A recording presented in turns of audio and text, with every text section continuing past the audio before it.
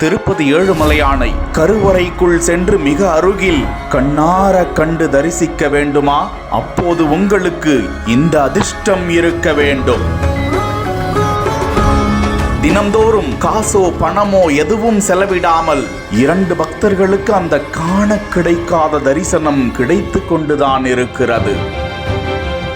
அந்த தரிசனத்தின் போது அவர்களை யாரும் அவசரப்படுத்த மாட்டார்கள். நின்று நிதானமாக வெங்கடாச்சலபதியை அங்குலம் அங்குலமாக பார்த்து தரிசிக்கும் வாய்ப்பு அவர்களுக்கு கிட்டும். தலை முதல் பாதம் வரை அவரை சுற்றிலும் தங்கம், வைரம், வைடூரியம், மாணிக்கம் என அத்தனை ஆபரணங்களையும் அணிந்து கொண்டு அவரை வேண்டி செல்பவர்களின் வாழ்க்கையிலும் திருப்பத்தை ஏற்படுத்தி கொடுத்து மகிழ்ந்து கொண்டிருப்பவர் திருப்பதி வெங்கடாச்சலபதி. ஆண்டுதோறும் உண்டியல் காணிக்கை பல 100 கோடிகள் இருப்பதை அவ்வப்போது திருப்பதி தேவஸ்தானம் தகவலாக வெளியிட்டும் வருகிறது. அப்பேற்பட்ட திருப்பதி வெங்கடாச்சலபதியை பல மணி நேரம் வரிசையில் நின்று காத்திருந்து, அந்த பொது பாதையில் பக்தர்கள் பல மணி நேரம் அடைக்கப்பட்டு காத்திருந்து தரிசனத்திற்கு சென்றால் சில நொடி பொழுதுகள் அந்த தூரத்தில் நின்று அந்த தரிசனம் கிடைக்கும். நின்று தரிசனம் செய்ய வேண்டும் என எண்ணுவதற்குள் ஜருகண்டி ஜருகண்டி என்ற சத்தத்தோடு சில கைகள் அந்த பக்தர்களை இழுத்து அனுப்பிவிடும். பல விஐபிகளும் பணத்தை செலவிட்டு போனாலும் கூட அவர்களுக்கும்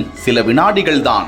ஆனால் திருப்பதி கோவிலில் காவாளம் என்று சொல்லப்படும் பிரம்மாண்ட உண்டியலில்தான் பொதுமக்கள் முதல் தொழிலதிபர்கள் என பல திரை பிரபலங்களும் தங்களது காணிக்கைகளை கொட்டிச் செல்வார்கள். அந்த காணிக்கை கவால பை அவ்வப்போது நிரம்பிக் கொண்டே இருக்கும்.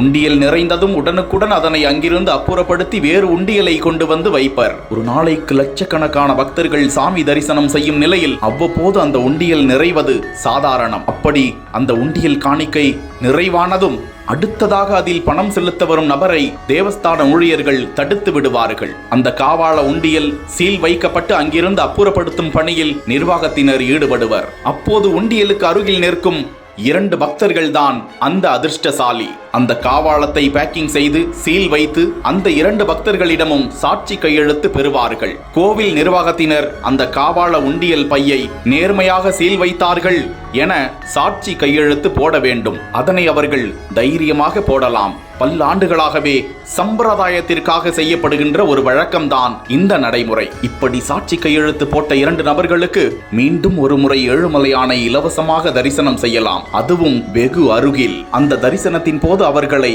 யாரும் அவசரப்படுத்த மாட்டார்கள். நின்று நிதானமாக வெங்கடாச்சலபதியை அங்குலம் அங்குலமாக பார்த்து தரிசிக்கும் வாய்ப்பு அவர்களுக்கு கிட்டும்.